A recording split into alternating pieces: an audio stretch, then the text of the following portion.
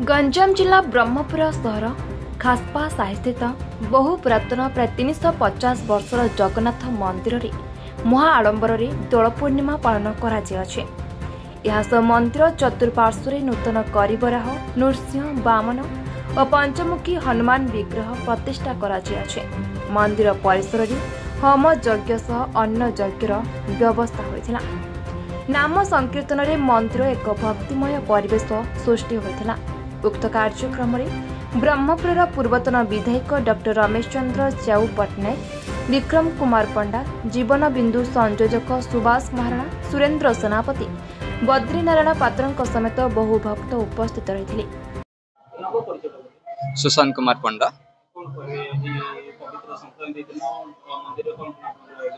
अच्छा, रथेच वामनं दृष्टां चापेश मधुसूदनम दलेश्च दोल गोविंदम।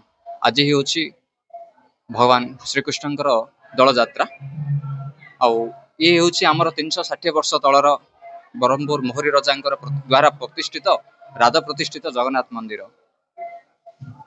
350 वर्ष रे जगन्नाथ मंदिर रो हमर जहा किछि नीतिकांति परंपरा अनुसार आज एठारे नाम संकीर्तन, अन्न भजन एवं पंचमुखी हनुमंत तांका संगे हमर जो रहिले त्रिविक्रमंकर आज प्रतिष्ठा हला। हजार हजार श्रद्धालु एवं साधु सन्थक मेल ये सब कार्य बहुत सुकृत समापन होइछि। संध्या समय लगे अष्टप्रहरी जेहेतु लगी ये तो पूरापूरी लगे काली संध्या जाए। आज संध्या समय राधाकृष्ण दल यात्रा हम बहुत भक्त मैंने समागम करेंगे। फगु खेल हम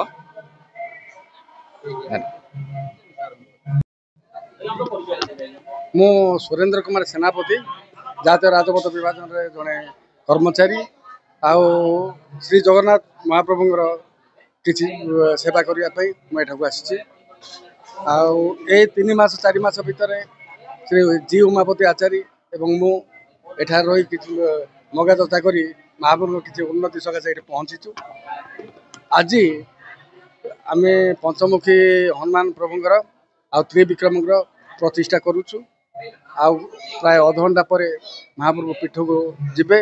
आईटा 350 वर्ष तलर मंदिर। यही मंदिर बहु पुरातन एवं राज प्रतिष्ठित। एभली मंदिर आमर गंजाम जिले में देखा विरल। एठारे शह शह श्रद्धालु आसती एवं प्रभु जगन्नाथ को दर्शन कर जाती। आज आमे भाविलु समस्ते जे एठारे तो प्रभुंर किछि नाही, आमे मागी जाची 5 लोक को पंचमुखी हनुमान प्लस त्रिविक्रमंकर एवं ए मंदिर उन्नति चारिआडे टाइल बसई आ स्नान मंडप सब तैयारी करछु। तेणुक आज यही दिन में से आम प्रतिष्ठा करने नाम यज्ञ, मृत यज्ञ एवं अन्न यज्ञ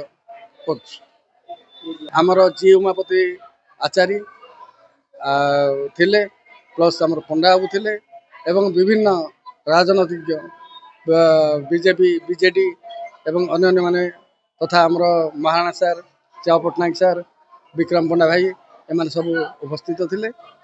एमाने आसिक मध्य हमको बहुत सहयोग करछन्ती।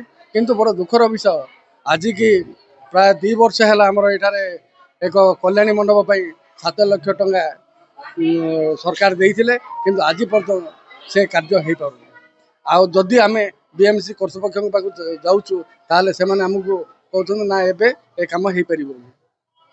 तेणुक आपण मैंने बुझु किभली किसी ना ठाकुर 2 पैसा आसिले महाप्रभु कल्याण मंडपटा हम। जय जगन्नाथ।